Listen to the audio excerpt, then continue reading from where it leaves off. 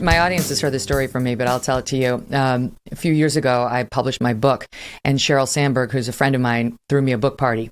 So I flew out there and I went to her house, and it was like a who's who in your industry of tech people. I mean, I barely knew most of the people because it's not my thing, but when she started listing the companies, I was like, oh, wow, Sheryl, this is a very nice party. Thank you. So this is right after I had clashed with Trump and that presidential debate and so on. So most of the people there are just assuming I hate Trump, which I never hated Trump. I was irritated when he kept coming after me, but I never hated Trump. And I, of course, had worked at Fox News and understood how the right half of the country felt too. So the long and the short of it is, person after person would come up to me and they'd shake my hand and they'd say, oh, I love you. I hate Trump. And, we kicked Peter Thiel out of Silicon Valley for supporting him. He's done. He doesn't get invited to any parties now. And I'm thinking, oh, wow. And then the other half of the group would come up to me quietly and be like, Trump. 2016, like, go MAGA, right? Like, great job on the debate and great job in covering the race. And, is he going to win? Can he win? Don't tell anybody I'm a Republican. Don't tell anybody I'm a conservative. And by the end of the night, I wound up laughing, and I really wanted to go to the few people who were willing to confess that they were Republicans and say, you need to talk to that man in the blue, that woman in the yellow, that guy with the red tie, because you are not alone. Yeah, absolutely. And, Peter was almost thrown off the board of Facebook for supporting Trump in 2016. I don't know if you remember, but Reed Hastings, who is the founder of Netflix, who was also on the board of Facebook, really launched a broadside against Peter. And to Zuckerberg's credit, he didn't kick Peter off the board back then.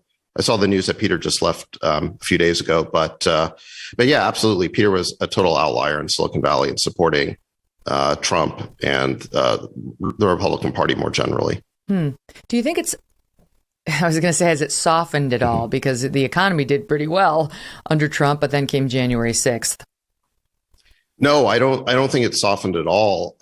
In fact, I think the opposite happened, which is to say that Silicon Valley turned its back on a lot of the principles that it was founded with in terms of a free and open internet because of Trump. If you go back 10 years, say to roughly 2010, you had the CEO of Twitter then declare that we're the free speech wing of the free speech party. Around that time, when you had the Green Revolution and the Arab Spring, the Twitter and Facebook and the employees there were sort of giddy at the social change they were bringing about. The people were sending these populist messages to their leaders, and Silicon Valley was very proud of that. You fast forward 10 years, and almost nobody in Silicon Valley really believes in unfettered free speech anymore. And, they believe in this sort of so-called content moderation and sort of policing language. And the turning point really was 2016. The American people sent a message to the establishment that big tech didn't want to hear. That was a little bit too much populism and democracy for them. And so they really changed their view on free speech. And Trump was sort of the pivot point for that. To me, it's sad. I speak at Stanford usually once a year, and I look out at these minds, and it's like these are our best and brightest. And it excites me, the intellectual firepower, right? It's just thrilling to sort of see how their minds work and where they could take the country. And then you get to the, anything that is non-woke, right? Like I say, words are not violence. Right. And the recoiling, the shock and horror at such a crazy statement then depresses me. And I think, how can it be that these intellectual would-be giants are so pathetically weak when it comes to words that might upset them? And I don't mean to pick on Stanford, because they're probably better than most schools in many ways, but the people who lead this charge to silence people on the other side ideologically seem incredibly weak to me. Well, absolutely. I mean, the reason ultimately you would censor somebody is because you're afraid of having an honest discussion and an honest debate. And if you feel like you can win that debate, why would you be afraid to have it? But I do think these views have become incredibly common. And I think it's what the Democratic political scientist Roy Tushera calls the professional class hegemony of the Democratic Party and our institutions, where you've got this professional class whose values are completely at odds with their self-conception. I mean, they think that they are incredibly tolerant. Actually, they're incredibly intolerant. They think they're diverse. Actually, they're incredibly conformist. They are more interested in stifling and shutting down dissenting voices than they are in having an honest debate. Including kicking President Trump off of Twitter and Facebook while he was still the sitting U.S. president, which is crazy.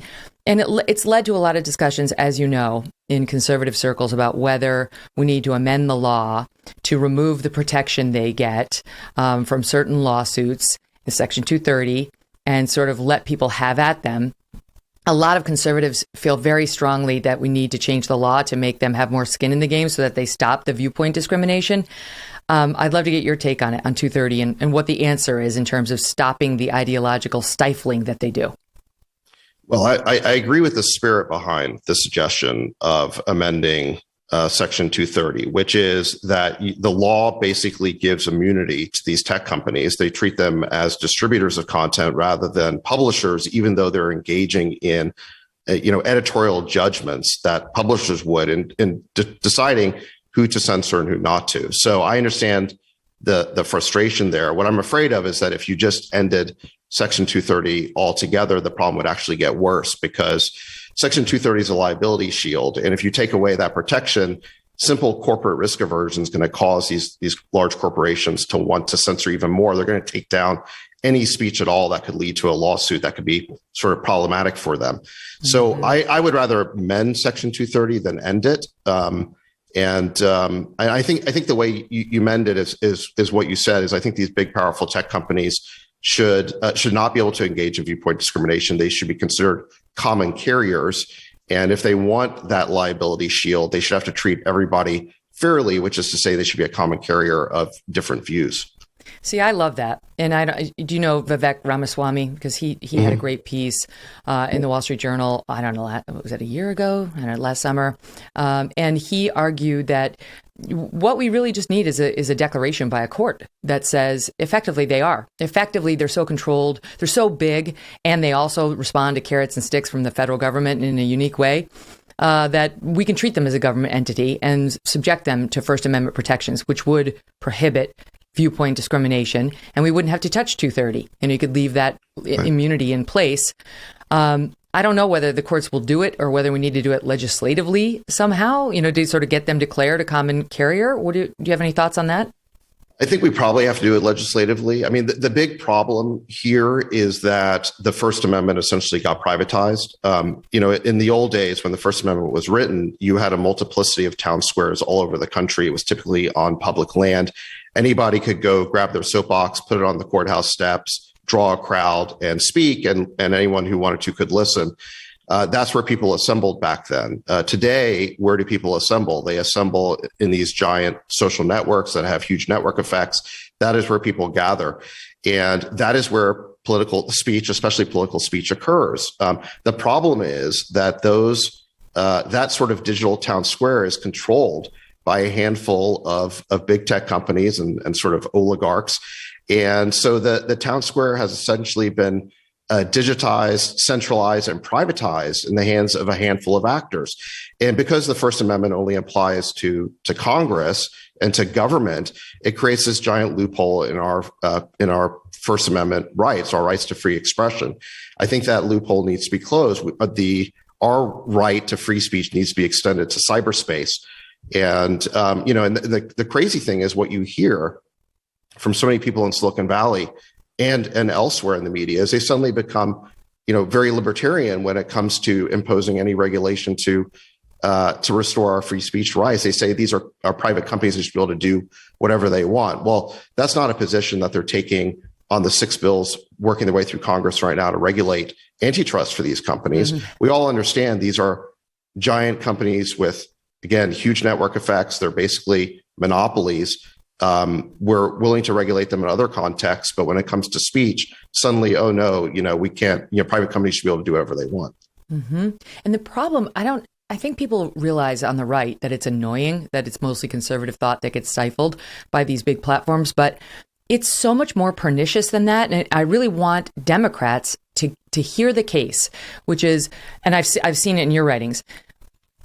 the more you stifle these opposing points of view, and you think it's, you wouldn't necessarily call it censorship, you would call it sort of fact checking, you would call it responsible messaging, however you want to phrase your crackdowns on the Joe Rogans of the world and the YouTube clips you don't like and whatever groups, you see on Reddit that upset you. The truth is, the more you stifle this kind of speech, the more pernicious it gets, the more widespread, the worse the sourcing that these people will turn to, the more conspiratorial they will get. It does not help society in the way the left thinks it does. Hey, thanks so much for watching. If you like what you just saw, hit the subscribe button for more clips and full episodes.